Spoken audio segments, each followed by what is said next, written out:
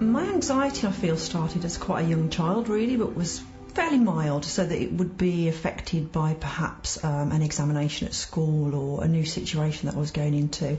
And I found that as I went into my adulthood, it became a little bit more severe, so that it would sometimes affect me doing day-to-day activities.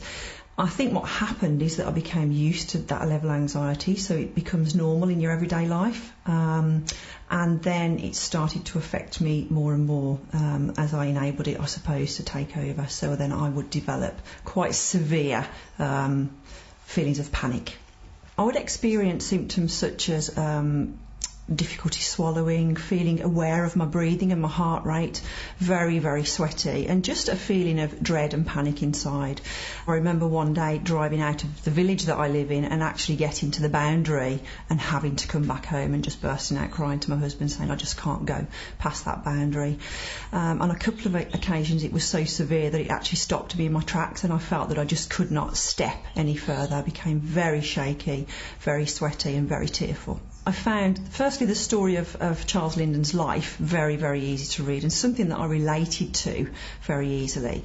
And I think that putting into practice the relaxation, visualisation and diversion really for me is also really important. But it's not something that I feel I have to practice now every day. It's remembering key factors in Charles Linden's methodology and just remembering certain key points. For instance, things like dietary advice and learning how to live your lifestyle to help control the symptoms I also found very useful. I think now I just feel that it's me who's in control of my life. I tend to go out and grab opportunities that come to me. I've joined an art class at college.